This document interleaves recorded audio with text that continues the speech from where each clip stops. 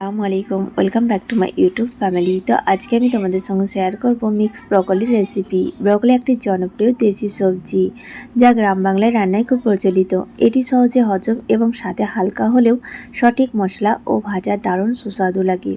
ব্রকলিতে প্রাকৃতিক ফাইবার থাকে যা হজম শক্তিকে ভালো রাখতে সাহায্য করে। অল্প তেল ও সাধারণ মশলা দিয়ে রান্না করলে এটি স্বাস্থ্যকর এবং দৈনন্দিন খাবারের জন্যই সবজি উপযুক্ত। ভাত রুটির সঙ্গে ব্রকলির সবজিটি খুব মুখরোচক একটি পুষ্টিকর পদ। তো চলো এখন আমি শুরু করি আমার এই টেস্টি ব্রকলির রেসিপি। তো প্রথমে আমি এখানে কিছু মশলা নিয়ে নিই। তো এখানে নিয়েছি 4টে রসুন ছোট ছোট টুকরো করে কেটে নিয়েছি, আর নিয়েছিলাম 2 টেবিল স্পুন জিরা, 2 টেবিল স্পুন মরি, 2 টেবিল স্পুন জল, আর নিয়েছিলাম 2 টেবিল স্পুন ধনিয়া। সবগুলোকে খুব ভালো করে মিক্স করার পরে এতে দিয়ে দিলাম 2টো শুকনো লঙ্কা, 2টো মিডিয়াম সাইজের পেঁয়াজ কুচি, আর দিয়ে দিয়েছিলাম একটা টমেটো। এবার সবগুলোকে খুব ভালো করে একটু নাড়াচাড়া করার পরে এর মধ্যে দিয়ে দেবো একটু মশলা। তো এখানে দিয়ে দিলাম 2 টেবিল স্পুন লবণ, 2 টেবিল স্পুন হলুদের গুঁড়ো, 2 টেবিল স্পুন দিয়ে দিলাম এখানে লঙ্কার গুঁড়ো। এবার সবগুলোকে মশলার সঙ্গে খুব ভালো করে মেখে নেব।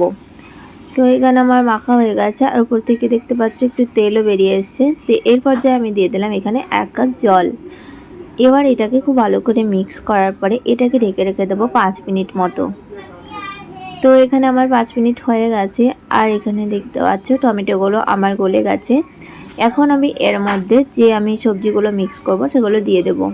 তো এখানে দিয়েছিলাম আমি একটা ক্যাপসিকাম, একটা গাজর, আর দিয়েছিলাম 1 কাপ মটরশুঁটি, আর দিয়ে দিচ্ছি এখানে আলু। তো এখানে আমি 2টো আলু ছোট ছোট টুকরো করে কেটে নিয়েছি, সেটা এর মধ্যে দিয়ে একটু মিক্স করে নিলাম।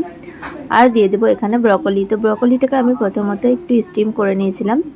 তো এখানে আমার ব্রকলিটা কত সুন্দর আমার স্টিম হয়ে গেছে। এখন এর মধ্যে দিয়ে দেব।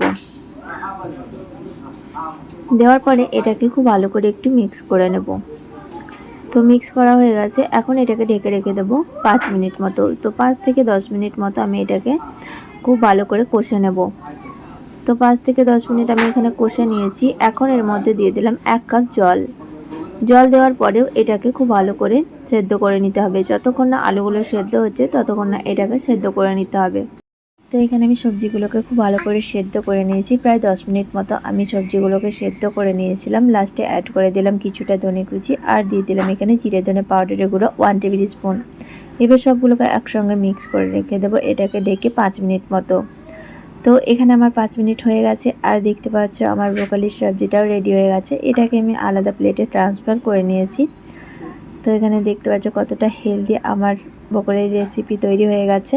তো এখানে আমার ব্রকলির রেসিপি তোমাদের কেমন লেগেছে প্লিজ লাইক কমেন্ট আর শেয়ার করো। আর যারা নতুন আছো তো চ্যানেলটিকে অবশ্যই সাবস্ক্রাইব করে দিও। বাই, টাটা, আল্লাহ হাফেজ।